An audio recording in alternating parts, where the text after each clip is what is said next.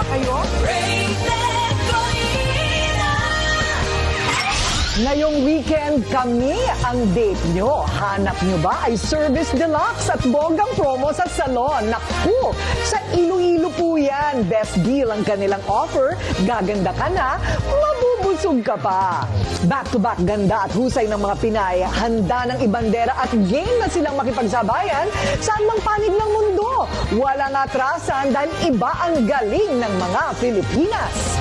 The search is over. Lugar na swak para sa weekend getaway abay sa Batangas lang pala matatagpuan. Walang maiiwan dahil kahit ang mga pets deserve mag-vacay. Tara na't mag-food trip at road trip bit-bit ang good vibes ngayong weekend. Hindi kami mauubusan ng kwentong totoo. Kaya samahan nyo kami dito pa rin sa mas pinalawak at mas pinalaki nating samahan, mapa-TV o online man yan. Siyempre kasama din ang ating mga kababayan abroad sa ating I1 TFC Worldwide. Kaya mga kapatid, kapamilya at kaibigan, ako si Corina at ito ang Rated Corina. Handa na ba kayo? Kauna-unahang korona ng Negros Occidental sa Miss World Philippines. Handa na nga bang makipagsabayan? At kauna-unahang Women's National Football Team na kampiyon. Game na makipagbakbakan para mag-uwi ng karangalan mula sa buong mundo. Back-to-back ganda at husay ng mga Pinay. Ating babantayan dahil ladies first. Our Miss World Philippines 2022 is 25, Gwendolyn Poñol. Si Gwen ang kauna-unahang beauty queen na nanalo sa Miss World Philippines na mula sa bayan ng Kabangkalan, Negros Occidental. First choice din ni Gwen ang Miss World crown, kaya kahit natalo sa unang pagsali, sumubok ulit at ayan na, winner na siya. And Miss World Philippines is in the house!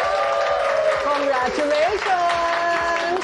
Miss Gwen Poñol from Negros Occidental. Wow. So, how does it feel? I'm actually feeling ecstatic. I never expected that on the biggest night of my life, I would win the Miss World Philippines crown. Are your Negrense kababayans proud of you because ikaw ang una na taga Negros Occidental na nanalo? I'm really lucky and grateful to be representing yung mga Negrense kasi syempre my mom is from Kabangkalan, Negros Occidental, and being the first ever winner of Miss World Philippines is a dream come true. Ipinanganak at lumaki sa bansang France. French ang kanyang tatay at tubong Kabangkalan, Negros Occidental naman ang kanyang Pinay OFW na nanay. Isang kahig, isang tuka ang pamilya ng nanay ni Gwen na si Sim. Walang kakayahan dati na magkaroon ng mataas na pinag-aralan. Pero tinulungan siya ng ERDA Foundation. Nakatapos siya ng kursong psychology sa Philippine Women's University hanggang sa nakarating siya at nakapagtrabaho sa bansang Luxembourg. Dito na niya nakilala at napangasawa si Thierry, isang French national. At si Gwen ang naging bunga ng kanilang pagmamahalan. So it's a foundation, it's my advocacy that empowers children through education. And it was founded by Father Pierre Tritz, who also, like me, was a French person. He dedicated his life to the Philippines, and he really had a vision to empower and to make sure that all Filipinos are educated, because that's what he believed in. So really, this is about education? Yes, and it's actually my mother's advocacy. They saved her from poverty, and they stopped the cycle of poverty in her life. Kaya she was his assistant, and she would always collect funds from benefactors around the world.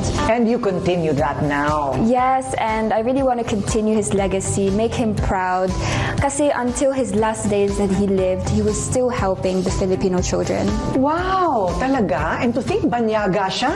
Exactly, diba? Imagine one person can make such a difference to the Filipinos' lives. Hindi na dumanas ng hirap si Gwen.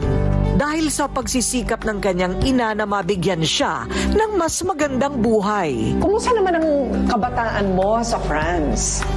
Super iba yung culture sa France compared sa Philippines. But of course, if you compare the both, I think Philippines is more family-orientated. I really fell in love with the Filipinos' generosity. And that's why I moved here at the age of 18, because I really felt like it was my destiny. And I really love my Filipino side. And because of my mother, she really showed me the passion, the creativity, and the talented Filipinos. That's why I'm really excited to show that on the international stage. So Father Pierre Tritz, he was my inspiration, my role model. And actually in France and in England, I had 4 jobs alongside my studies. And what I did was to give it back to my mother. Kasi yun yung ginawa niya growing up. She would send back to Erda kahit nasa abroad siya. So even though she wasn't in the Philippines, she really wanted to give back to the community because Father Pierre Tritz really touched her heart. Kaya naman ang pagtulong sa mga batang hindi makapag-aral ang kanyang naging Beauty with a Purpose project.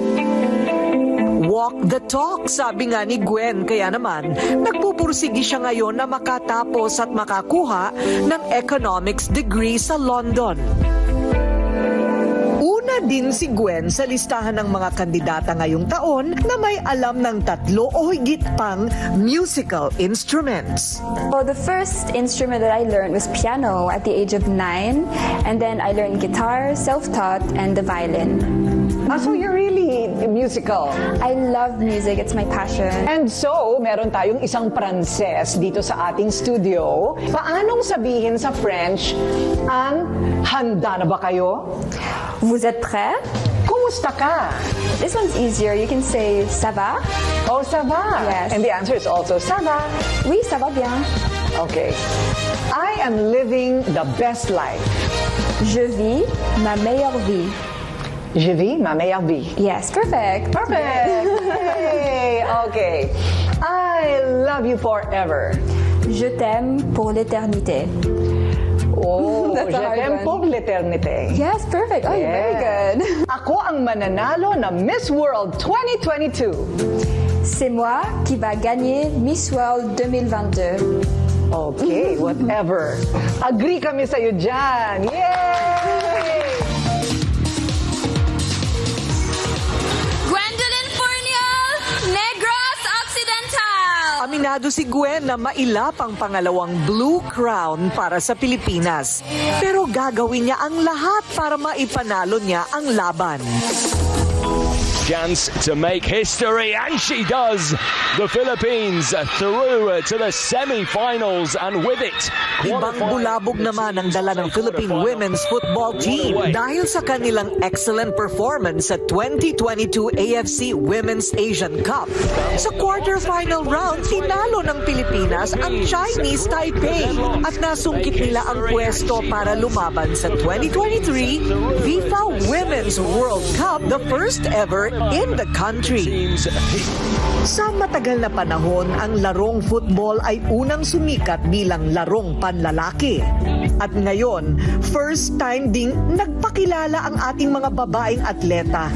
Sa husay at galing nila sa larong ito, pandaigdigan. Ang Pilipinas hirap makipaglaban sa mga nakaraang mga tournament. Nakasungkit ng bronze medal sa 1985 Southeast Asian Games as one of the few shining moments ng team. Sa 31st SEA Games naman itong 2022 na pagwagian din nila ang historic bronze medal. Pero bakit first time nangyari sa kasaysayan ang Philippine women's football team na makapasok sa kompetisyon sa FIFA World Cup? Well, everything had to come together for this. You know, it's been a lot of work behind the scenes for the federation and also the players. You know, it takes a village to put this thing together. Whatever we saw in India, where the girls won and celebrated and they clinched the World Cup for the first time, a product talaga siya ng hard work and sacrifice ng lahat. Football, it's still a developing sport here. It's even more difficult to succeed in football here in the Philippines, considering that that the lack of infrastructure and yung hindi pa siya ganun ka-established like basketball. Kilalanin natin ang ilan sa mga miyembro ng squad. Hi, ako si Nina Palacios, 28, galing Parañaque. Nag-aaral ako sa DLSU Manila. At ako isang miyembro ng Philippine Women's National Team ng 11 years na. Hi, ako po si Alicia Del Campo, 22 years old, mula po sa San Juan City. Ako po ay miyembro ng Philippine Women's National Teams since 17 years old and nag-aaral at naglalaro din po ako para sa De La Salle University, Manila.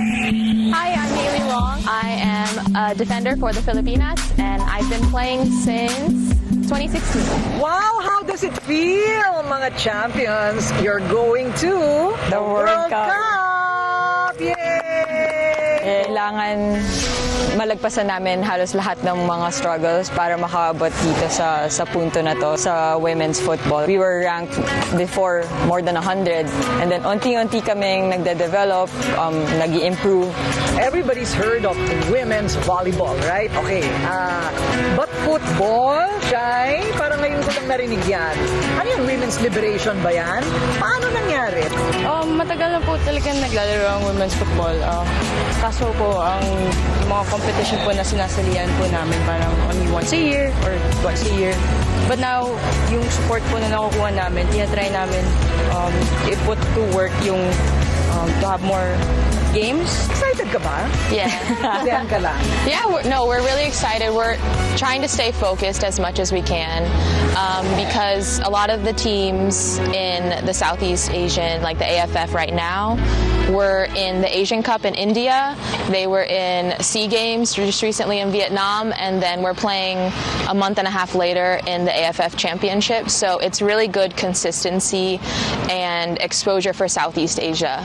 Ano ang pinakamahirap na part ng training? Pinakamahirap na part ng training, for me, yung time mo para sa sarili mo, yun lang yung moment na matutulog ka na, yung ganon. So medyo draining in that sense, pero we all like each other. We create a whole big family. What's the game plan? It's a big ask.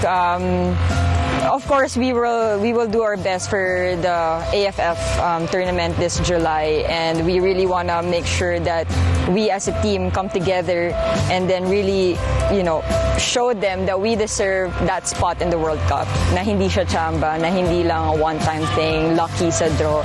Na talagang pinaghirapan namin yun. We're here to stay for a long time. So we're here to stay on top for a long time. So that's part of the plan, and that's the plan that we will continue on working on. And yun. Good luck, guys. Thank you. Gwendolyn Porñon! Maraming beses nang napatunayan sa anumang larangan. Namamayagpag ang galing ng Pinoy sa buong mundo para sa Philippine Women's Football National Team na first time makikipaglaban sa FIFA World Cup. At sa pambato natin sa Miss World Gwendolyn Porñon, saludo kami sa inyo. Sa lahat ng inyong pinagdaanan sa buhay, walang hindi nyo kakayanin para sa inyong pamilya, para sa karangalan ng Pilipinas. Habang tayo'y nagkakaedad, lalo na pagtungtong 50 years old, hindi na maiiwasan ang pamamaga ng mga kasukasuan. Naku, baka gouty arthritis na yan, ha? Ang gout ang isa sa pinakakaraniwang uri ng inflammatory arthritis. Labis na sakit ang idinadaing ng mga nakakaranas ng gout. Kadalasan, isang parte lang ng katawan ang naapektuhan ng gout. Isa na dito ang ating mga hinlalaki sa paa. Tulad ni Crispin de la Cruz, may-ari ng isang sari-sari store.